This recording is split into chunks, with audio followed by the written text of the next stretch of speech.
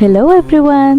මම හිතනවා ඔයාලා හැමෝම හොඳින් ඇති කියලා. අද අපි ගාල්ල යන්න හදන්නේ. හැබැයි අද යන්නේ හැමදාම යන ගාලු කොටුවට නම් නෙමෙයි. අපි කාලෙක ඉඳන් යන්න බලාගෙන හිටපු ලස්සන තැන් කීපයකට. ගමනට යන්න පැයයි වුණාට අපිට තව ගමන් කීපයක් තියෙන නිසා ටිකක් උදෙන් පිටත් වෙනවා කියලා හිතුවා. ඉතින් තාම නම් වෙලාව 6යි. අපි එමීට ලෑස්ති වෙමු. හිට ඇවිදින් මිදුල දිගේ මට තුරුළු වෙනවා. දවල් කෑම වෙලාවට හරියටම කොහේ ඉඳීද කියලා කියන්න දන්නේ නැති නිසා ගෙදරින් කෑම හදාගෙන යනවා කියලා හිතුවා. ඉතින් මේ තියෙන්නේ මං හදපු සෝයා මීට් එක. මේ තියෙන්නේ අම්මා ජනිතාස විදියට හදපු චිකන් එක. මේ දෙකට ගැලපෙන්න කහබතුයි අලයි ලොකු අම්මා හදාගෙන එනවා කිව්වා. ඉතින් ලොකු අම්මලා එන්න කලින් ටක් ගාලා ලෑස්ති වෙන්නත් ඕනේ. ඉතින් මම ටක් ගාලා මගේ කෑම ටික පැක් කරගත්තා.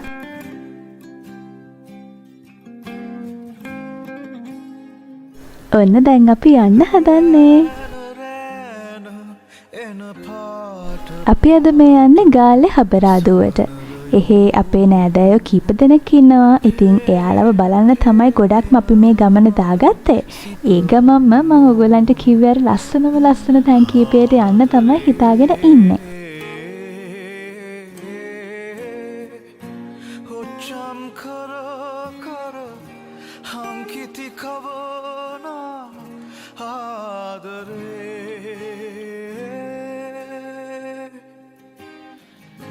බලාපොරොත්තුව දෝත දරාමග බලා හිඳිමි ඔබ එන තුරා. ඔන්න අපි අපේ පළවෙනි ඩෙස්ටිනේෂන් එකට ආවා. ඒ තමයි රූමස්සල ජපන් සාම චෛත්‍ය. මේක තියෙන්නේ ජංගල් බීච් එකට යන පාරෙම තමයි. ඒ පාරේ කන්දක් නැගගෙන එන්න තියෙන්නේ. පල්ලමට එන වාහන ටිකක් හයියෙන් එනවා. ඉතින් පරිස්සමට යන්න ඕනේ. වාහන නවත්තනත් පන්සල ළඟින්ම තැන් තියෙනවා. පාරේ කලිනුත් නවත්තන්න පුළුවන්. හැබැයි අපි නම් තියෙන ළඟම තැනට වෙනකන් ගිහිල්ලා තමයි නැවැත්තුවේ. මේ පන්සල ගත්තොත් එහෙම මේකේ අයිකොනික්ම දේ තමයි මේ චෛත්‍ය. මේ ජපන් සාම විහාරයේ පිහිටීම හරිම විශේෂයි.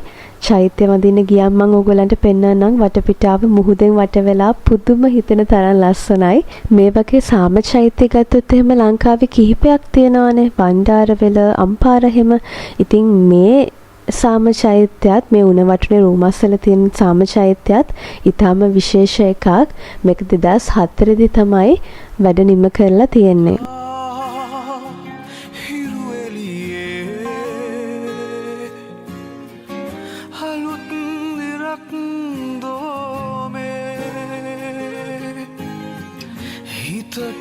ගලනවා හිත පිඳු බිඳු හීන් පිණි සුළඟේ හිනස්සා හිත හැඟුම් සුවඳ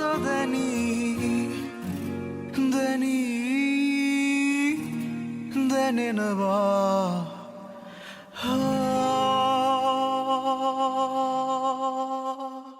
මේ බලන්න චෛත්‍යයේ ඉඳන් ඈතින් මූද පේන විදිහ මාරම ලස්සනයි. කියන්න වචන නැහැ ඇත්තටම. මම ඔයගොල්ලන්ට වැඩියෙන් රෙකමන්ඩ් කරනවා සාම චෛත්‍යයට යනවා නම් උදේක හරි හවසක හරි යන්න.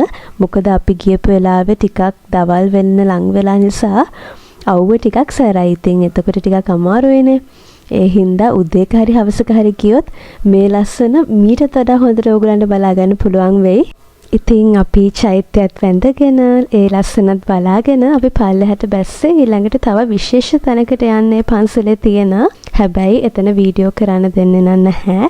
ඉතින් මේ වීඩියෝ එකේදී නම් මට එතන ඔයගලන්ට පෙන්වන්න විදිහක් නැහැ. හැබැයි අනිවාර්යයෙන්ම සාම චෛත්‍ය බලන්න ආවොත් එහෙම එතෙන්ටත් යන්න අමතක කරන්න එපා.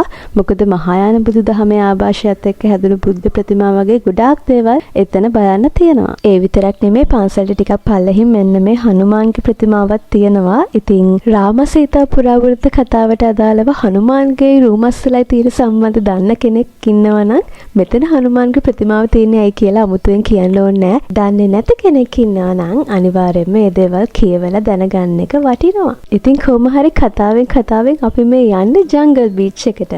පන්සල ගාවම පල්ලෙහාට තියෙන පාරේ තමයි ජංගල් බීච් එකට යන්න තියෙන්නේ. ඉතින් පාර දෙපැත්තේ සෙල්ලම් බඩු කඩ, ෆෘට් ජූස් වගේ දේවල් විකුණන කඩ ගොඩාක් තියෙනවා. ඉතින් අපි පොඩ්ඩක් ඒ ගාවත් නැවතිලා මොනවද තියෙන්නේ කියලා බලලා එහෙම තමයි ගියේ. මේ බලන්න ඉතින් අපේ නංගිට ආස හිතෙන මුද්දක් තියනවා කියලා ඒක ගන්න තමයි මේ බල ඉන්නේ.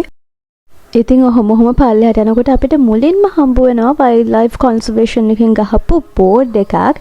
ඉතින් ඒවත් චුට්ටක් කියවලා යන්න අමතක කරන්න එපා. මොකද ඒවා වල අපි වගකීමක් සහිත පුරවැසියෝ විදිහට කොහොමද මේ අබේ භූමිය ආරක්ෂා කරන්න ඕනේ, අපි ඒවා වල ලස්සන බලන්න එන ගමන් කොහොමද පරිසරය රැක ගන්න ඕනේ කියන දේත් චුට්ටක් අපිට මතක් කරලා දෙනවා. ඔන්න අපි දැන් ටිකෙන් ටික ජංගල් බීච් එකට යන පාරේ ටිකක් අමාරු හරියට ඇවිත් ඉන්නේ. අමාරු හරිය කිව්වට බය වෙන්න එපා. එහෙම ලොකු අමාරුවක් නැහැ. හැබැයි අපි පරිස්සමට යන්න ඕනේ. මොකද පඩිපෙළ වගේ වැලි කොට්ට දාලා හදලා තියෙන්නේ. ඒව වල ලිස්සන්නත් පුළුවන්. ඉතින් පරිස්සමට අඩි තියලා යනවා නම් එහෙම යන්න ගොඩාක් අපහසු පාරක් නෙමෙයි මේක.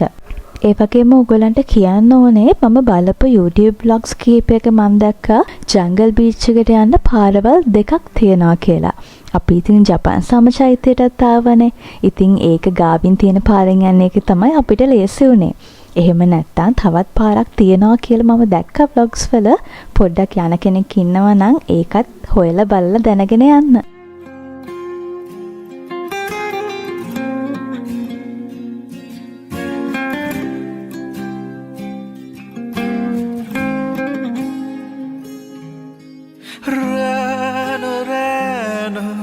එන පාට පාට සමනලයෝ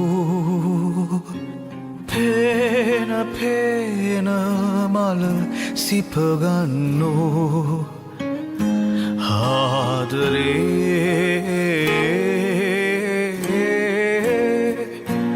ඔච්චම් කර කර හංකිති කවනා ආදරේ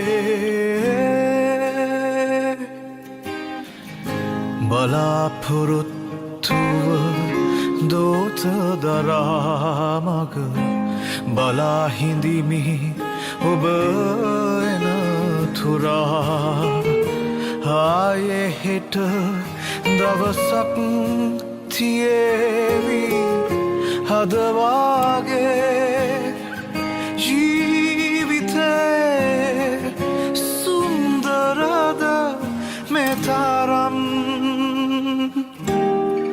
සුවද දැනෙනවා. ඔයාලට මොකද හිතෙන්නේ ජංගල් බීච් එක ගැන? දැන් ඔයාලට මේ ක්ලිප්ස් දැක්කම හිතෙනවා ඇතිනේ කොච්චර ලස්සනයිද කියලා.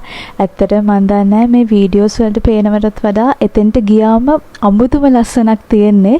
ඒ වතුර මාරම ක්ලියර්. අපිට එතන නාන්න තිබුණා නම් කියලා හිතුණා මට ඒ වෙලාවේ. හැබැයි අපේ ප්ලෑන් එකේ විදිහට අපි එතන නෙමෙයි නාන්න රැස්ති කරගෙන ඉන්නේ. මන් දන්නවා ගොඩක් අය ජංගල් බීච් එකට ගිහින් ඇති. හැබැයි මං වගේ පළවෙනි වතාවට යන්න ඉන්න කට්ටිය ගොඩක් ඇතිනේ. ඉතින් මං කියන්නේ අනිවාර්යයෙන්ම මෙතනට ගිහින් බලන්න. මොකද යන්න වටින තැනක් ඒක. ලංකාවේ මෙච්චර ලස්සන තැන් තියනවාද කියලා හිතනවා එතෙන්ට ගියාම. මමත් යාළුවොත් එක්ක එහෙම ජංගල් බීච් යන්න ගොඩාක් කාලෙක ඉඳන් හිතන් හිටිය කෙනෙක්. හැබැයි යන්න වෙලාවක් හම්බුනේ නැහැ. ඉතින් අද මේ ගමනේදී ජංගල් බීච් එන්න දාගත්ත එක ගැන නම් මට මාරම සතුටුයි. මම ඉතින් ගොඩක් වෙලාවට බීච් එකට ගියොත් ලස්සන සිප්පි කැට දැක්කොත් එහෙම එකතු කරගන්නවා. ඉතින් මේ තියෙන්නේ මම ජංගල් බීච් එකෙන් එකතු කරගත්ත සිප්පි කටු ටික.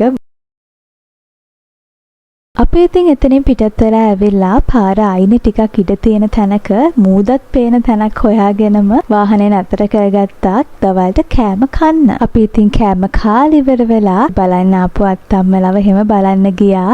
ඊට පස්සේ අපි කෙලින්ම ආවේ මෙන්න මෙතෙන්ට. තල්පේ බීච් එකට.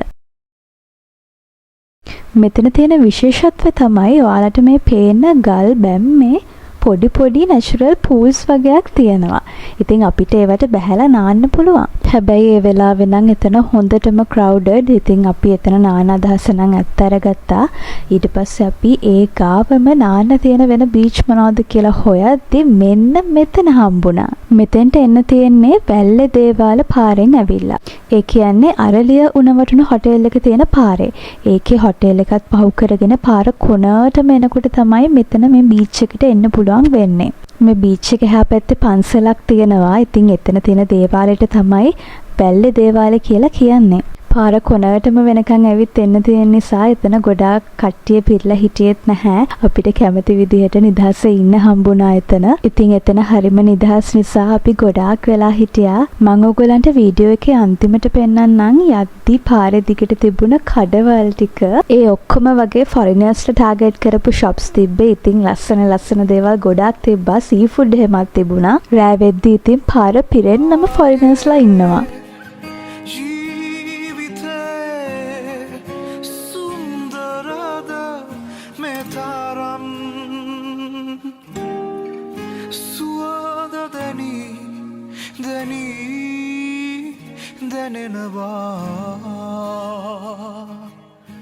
ඉතින් ගාල්ලේ මේ වගේ අපි නොගිහින් තියෙන ලස්සන තැන් තව කොච්චර ඇතිද?